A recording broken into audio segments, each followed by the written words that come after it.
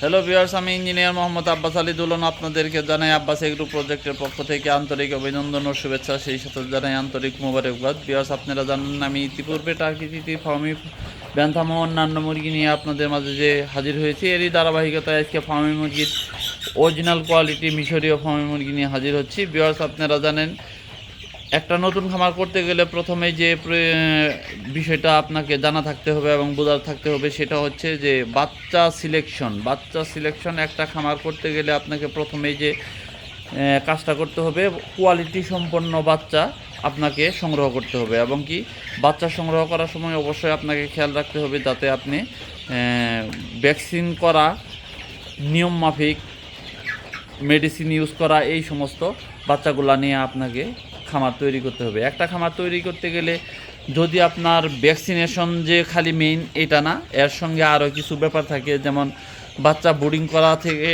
শুরু করে নিয়ম মাফিক যদি মেডিসিনগুলো ইউজ না হয় তাহলে ওই ক্ষেত্রে মুরগি বড় হয়ে অনেক সময় প্যারালাইজড হয়ে যায়, অনেক সময় পাতলা পায়খানা হওয়া, অনেক সময় বিভিন্ন ধরনের রোগ হইতে পারে।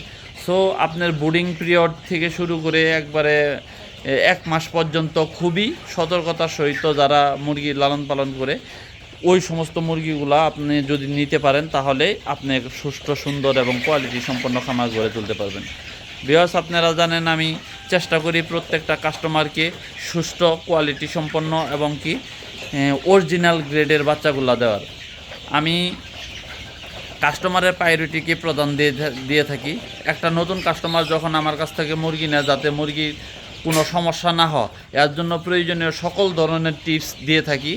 ধরেন মুরগি নেওয়ার সময় একটা কাগজের মধ্যে কি কি করতে হবে, মাসিক কি কি মেডিসিন খাওয়াইতে হবে, কি ধরনের পরবর্তীতে ভ্যাকসিন ইউজ করতে হবে, ভ্যাকসিনের পরে কি মেডিসিন ইউজ করতে হবে, এই বিষয়গুলা সম্পূর্ণ কাগজে লিখে দেই। এরপরেও একজন নতুন কাস্টমার অনেক সময় এইগুলা না বোঝার কারণে বা ঠিকঠাক মতো ইউজ না করার কারণে অনেক সময় সমস্যার সম্মুখীন হয়।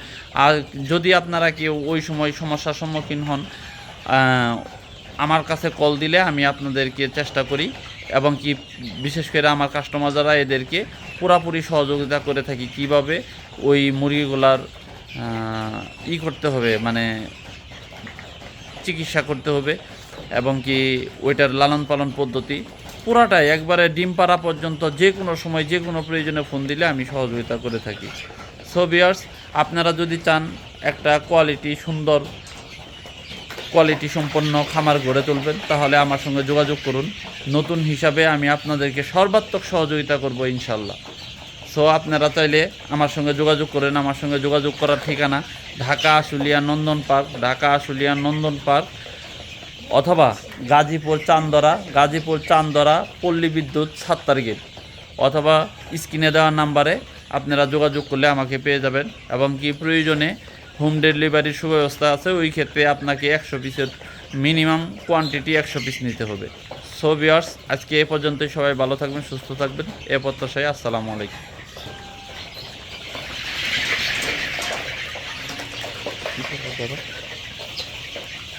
আজকে কিছু বাচ্চা ডেলিভারি করেছে।